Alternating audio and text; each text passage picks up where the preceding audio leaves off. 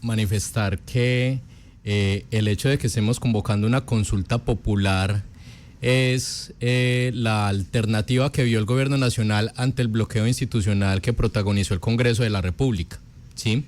Que se negó justamente a hacer un amplio debate frente a la reforma laboral que presentó esta cartera, en la cual a través de unas informaciones, hay que decirlo, erradas, a través de unos supuestos estudios del Banco de la República con una metodología cuestionable, que daba unos resultados que al parecer no obedecen a la realidad, a través de unas encuestas también con unas conclusiones supremamente amañadas, decidieron 8 congresistas, 8 senadores, entonces archivar el proyecto de reforma laboral que venía en discusión con los empresarios, con los trabajadores y con los sindicatos desde el segundo semestre del 2022 que llegó el gobierno nacional.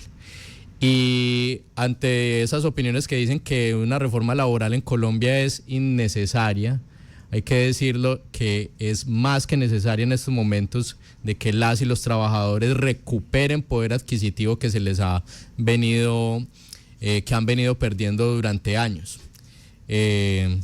Nada más estimaciones de quienes, por ejemplo, desarrollan sus labores habitualmente en la noche desde el año 2022 a la fecha, con que se hayan inventado de que la noche empieza a las 10 de la noche, valga la redundancia. Se estima que cada trabajador en Colombia, solo por esa norma tan regresiva que impusieron en 2002, ha perdido más de 22 millones de pesos. 22 millones de pesos por trabajador. Por trabajador. Por trabajador han perdido justamente esta situación. Entonces, el gobierno nacional ya lo ha demostrado, ¿sí?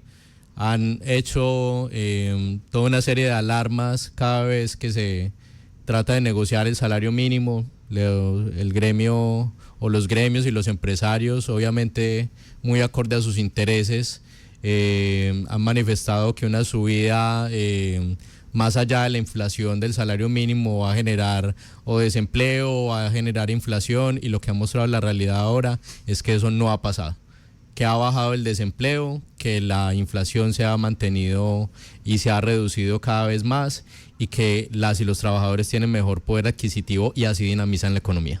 Bueno, para promover este tema de la consulta popular y las preguntas que eventualmente se haría en el caso de que sean aprobadas por el Congreso de la República, valga decirlo porque es la propuesta del Gobierno Nacional a través del Ministerio del Trabajo, las 12 preguntas, pero eso va al Congreso, eso va a un debate donde definen si realmente pasan todas y de esa forma en cómo se han planteado. El 1 de mayo va a haber movilizaciones en todo el país. ¿En Urabá va a haber alguna concentración? ¿Usted qué sabe? Claro que sí, van a haber movilizaciones aquí en Apartado desde las 8 de la mañana en el centro comercial Nuestro Urabá. En el corregimiento de San José también va a haber movilización. Desde las 10 de la mañana saldrán desde la placa deportiva.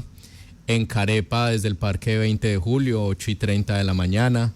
Y estamos esperando información de los demás municipios, pero sabemos que habrá una convocatoria masiva para justamente movilizarse. El 1 de mayo, que es el día de la clase trabajadora, el día por autonomía de las y los trabajadores, en el cual este gobierno ha estado o se la ha jugado por ellas y ellos, y que justamente pretende el 1 de mayo radicar entonces ante, ni siquiera el Congreso, ante el Senado, la propuesta de la consulta popular. Señor defensor de la Oficina del Trabajo, del Ministerio del Trabajo, ¿qué efectividad jurídica tiene la consulta popular? Porque aquí hicimos un plebiscito del sí, no, gana el no, pero se convirtió en un paisaje. ¿Qué fundamento jurídico tiene? Es decir, para quienes de una u otra forma no está de acuerdo con esta reforma, y que el presidente de la República, para nadie es un secreto, es su plataforma política para medir lo que podría ser políticamente medirse. Bueno, la reforma hoy es apoyar al presidente de la República, pero quien no está de acuerdo, el efecto jurídico. Bueno, la consulta popular, más que defender al presidente o defender a este gobierno, busca es recuperar esos derechos laborales que se nos han venido arrebatando a través de la ley 50 del 90, la ley 789 del 2002, que nos dijeron que por la supuesta cantidad de derechos que tienen las y los trabajadores, eso impedía de que la economía creciera. Y hoy, 23 años después de la ley 789 y 35 años después de la ley 50, lo que efectivamente dinamiza la economía y crea más trabajos es que nos vaya bien en la economía, no cercenándole derechos a las y los trabajadores. La consulta popular es un mecanismo muy interesante, está integrado en nuestra Constitución, ampliamente reglamentado por leyes estatutarias y ordinarias, y lo que busca la misma es preguntarle justamente a las y los ciudadanos si están de acuerdo con una serie de políticas que deben de aprobar los órganos respectivos, ¿sí? Esto justamente para salir entonces de esa situación que algunos han planteado, que dicen que inclusive las y los trabajadores no están de acuerdo con la reforma laboral, pues entonces acudamos justamente a las urnas, al constituyente primario, al soberano que es el pueblo, para que ellos digan si sí están de acuerdo con ellas o no. Y se requiere para su aprobación, claro, que justamente salgan a votar esa consulta popular 1/3 del censo electoral, ¿sí? Actualmente eso serían 13.600.000 personas que deben de acudir a las urnas para decir si apoyan estas 12 preguntas. ¿Cuántos trabajadores tiene Colombia? ¿Cuántos trabajadores tiene Colombia? Población ocupada actualmente son más de 20 millones.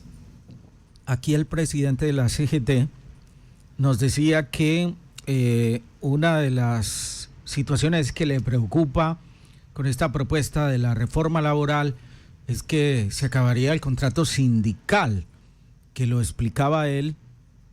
Un sindicato contrata con una empresa y es el sindicato el que le paga a los trabajadores, no la empresa directamente a los trabajadores, sino a través del sindicato. Y que es un modelo que en el caso de la región de Urabá se aplica para el sector de Palma, los braceros en Turbo. Esa propuesta de el cambio del modelo de contratación, ¿acabaría directamente con ese contrato sindical?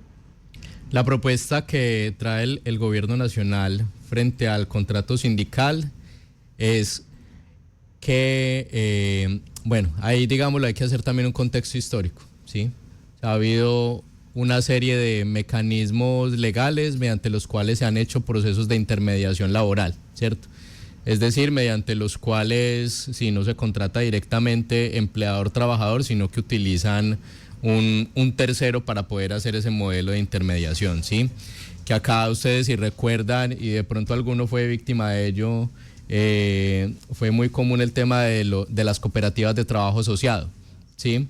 Entonces tú lees, digámoslo, legalmente lo que implica una cooperativa de trabajo asociado y es algo muy bello, muy hermoso, ¿cierto? Lastimosamente se ha utilizado es para precarizar derechos de las y los trabajadores, para justamente reducir garantías, y en este momento el modelo de intermediación que se está haciendo mucho aquí en Colombia es a través del contrato sindical. Lo primero, esto no es contra las organizaciones sindicales, este gobierno ha sido apoyado, ha sido respaldado por las organizaciones sindicales del país. Lo que no se puede permitir es que una organización sindical que está diseñada para defender los derechos de los trabajadores se convierta entonces en un patrono o en un intermediario del patrono, ¿sí? Entonces, ¿qué le dijo la ministra del Trabajo saliente Gloria Inés Ramírez? ¿Qué ha dicho el ministro Antonio Sanguino? Y es, en donde exista contrato sindical puede seguir habiendo, ¿cierto? Si cumple como tal con todas esas garantías de no precarización laboral. Pero si efectivamente la labor que desarrolla ese sindicato, más allá del modelo de contrato sindical, es un modelo de índole empresarial, pues entonces transfórmese en empresa. No hay ningún problema en que lo pueda hacer. Muy bien.